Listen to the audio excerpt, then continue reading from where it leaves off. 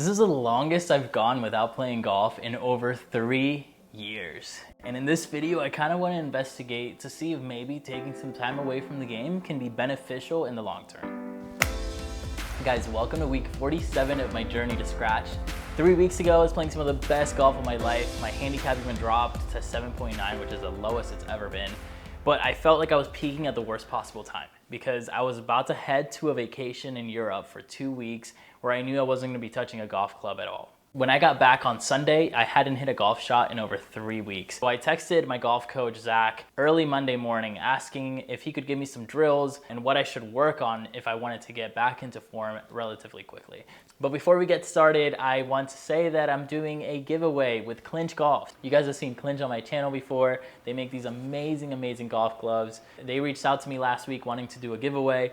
They're giving out 3 pairs of golf gloves, which I genuinely think they're the best golf gloves in the game, a hat and a towel to one of you guys. All you have to do to enter is like this video, subscribe, and then comment down below what your glove size is, and of course if it's a left hand or right hand glove. And guys, I don't have that many subscribers, so you have a really good chance of winning. Monday was really my first day back to playing golf. I texted Zach early in the morning asking him for some drills and games and anything that I could do to get back into form quickly, and pretty much what he told me was to focus on impact. So I'm gonna play this clip from a previous lesson because that's really what I focused on. So really, I think there's 3 keys to consistency. I think it's face angle, half the path, hitting center of the face, and then low point, almost 2 to 4 inches in front of the ball. Yeah. So hit more by that left toe. Okay. So I've really focused on those 3 things. The first one being ground contact.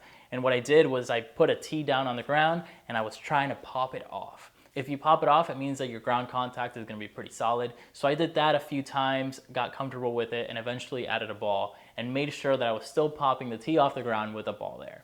The second one was working on my face control. So this is a drill that I do when I'm warming up all the time, and it's pretty much just hitting one with the face slightly open. It causes a bit of a push, then hitting one as straight as you possibly can, and then one where you really close the club face and it produces an overdraw. And I really like doing that all throughout the bag, so I kind of start with a 9-iron and then go all the way down to a 6 or a 5-iron. And then last but not least, the third test is just kind of remembering what it feels like to hit it off the toe and what it feels like to hit it off the heel. So just try to hit a couple off the toe and a couple off the heel. Even try to shank it a few times, hit it straight off the hosel, just so that you know what your body has to do to produce those types of shots. So that pretty much did it for day 1. I really focused on my full swing.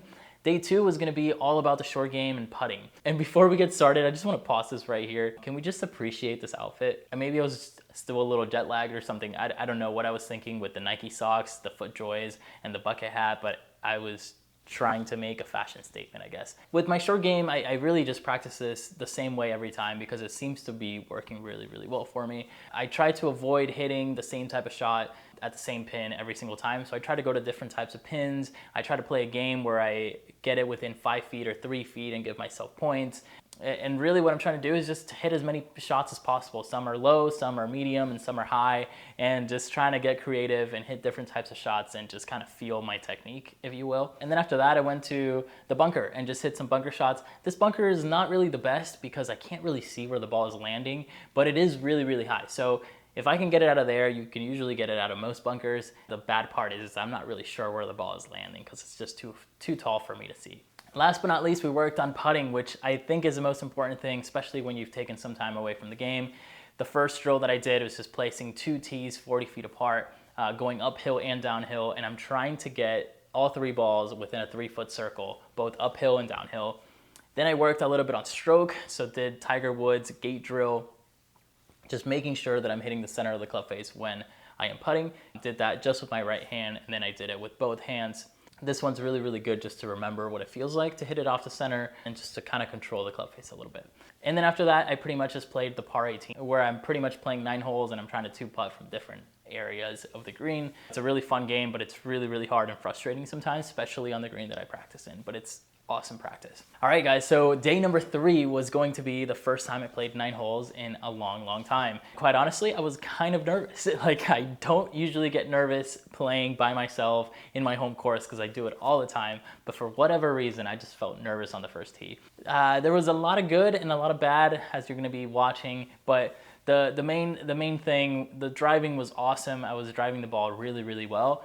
Everything else could have used some work. It took me a while to realize what was going on with my irons. I was just closing the club face a little bit too much, so I kept hitting shots left of my target quite a bit. When I was playing, I thought I was coming over the top, but in reality, after watching the video, my club path was totally fine. It was just I was closing the club face a little bit too much. What I really needed to improve on, though, to be quite honest, was just greens. I felt like I could not get a sense of how hard I hit the ball.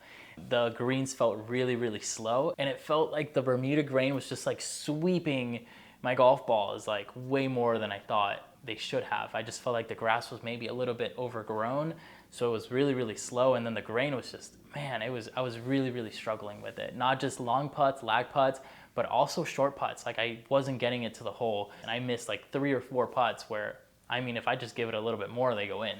But quite honestly, guys, taking 3 weeks off of golf was super interesting. I wasn't playing well. I wasn't scoring well, but I didn't care. And that, I think that was so refreshing, and I think that was so, so good. Taking 3 weeks of golf really made me appreciate golf so much more. I was so happy to be out there. I didn't care that I ended up shooting 8 over through 9. Like 3 weeks ago, I would have been pissed. And yesterday, I honestly was just stoked to be out there.